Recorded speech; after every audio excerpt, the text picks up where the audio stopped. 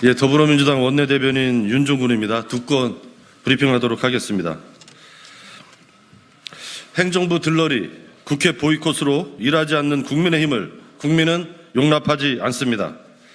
22대 국회가 정시 출발한 지 일주일이 넘도록 국민의힘은 일하기를 거부하고 있습니다. 국민의힘은 여전히 관례를 문제 삼고 있습니다. 그럼 독재자 이승만 대통령 이후 최대 거부권 행사도 관례 때문이란 말입니까?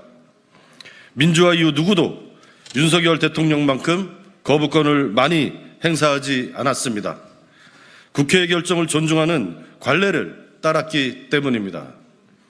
더욱이 국민의힘은 대통령의 거부권 행사를 막지는 못할 망정 오히려 앞장서 왔습니다. 일하기 위한 관례는 존중하지만 일하지 않을 핑계는 받아들일 수 없습니다. 대한민국은 지금 위기입니다. 지난 5월 실업자 증가폭이 최대였습니다. 가계대출은 6조 원으로 폭증했고 가계빚 잔액 규모는 1,100조 원에 육박하고 있습니다. 국민 불안을 야기하는 오물폭탄 문제도 해결될 기미가 없습니다. 아직 국회에서 어떤 논의도 시작하지 못했습니다. 그럼에도 국민의힘은 무능, 무기력, 무책임을 국회에 강요하고 있습니다. 지금 이 순간에도 윤석열 정부가 국민의 삶과 대한민국을 깊은 수렁으로 밀어넣고 있습니다. 더는 좌고우면할 시간이 없습니다. 지금 당장 민생 현안 해결을 위해 국회법에 따라 나머지 7개의 상임위를 즉각 구성해야 합니다. 국민의힘은 윤석열 부부를 위해 일하지 말고 국민을 위해 일하십시오. 더불어민주당은 국민의힘의 발목 잡기에도 굴하지 않고 22대 국회를 일하는 국회, 민생국회로 만들기 위해 힘쓰겠습니다.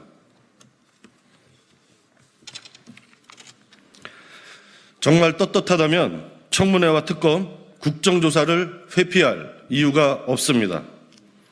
법제사법위원회가 오는 21일에 해병대원 특검법 입법청문회를 개최합니다. 더불어민주당은 이번 청문회에서 유족과 국민을 대신하여 해병대원 사망사건과 수사 외압에 대해 따져 묻겠습니다. 다시 하겠습니다. 더불어민주당은 이번 청문회에서 유족과 국민을 대신하여 해병대원 사망사건과 수사 외압에 대해 따져 묻겠습니다.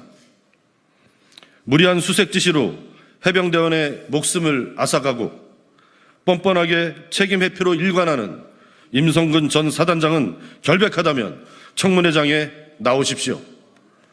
이종섭 전 장관과 이시원 비서관 등 수사외압 관계자들 역시 정말 떳떳하다면 국회 청문회를 회피할 이유가 없습니다.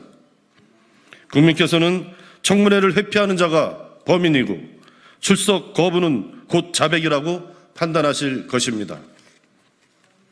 더불어민주당은 해병대원 특검법과 함께 뇌물수수 의혹을 해소하기 위해 김건희 특검도 차질 없이 추진하겠습니다. 또한 해병대원 순직 사건과 양평 고속도로 의혹, 방송장악, 유전개발 등 이른바 해양방류 4대 국정조사를 통해 국민적 의혹에 대한 진상규명에 나설 것입니다. 윤석열 대통령이 말로만 외치는 공정과 상식, 사법정의를 더불어민주당이 바로 세우겠습니다. 윤석열 대통령의 말처럼 특검을 회피하는 자가 범인입니다. 윤석열 정부가 정말 떳떳하다면 국회 청문회와 특검, 국정조사를 회피하지 말고 국민 앞에 나오십시오. 예, 감사합니다.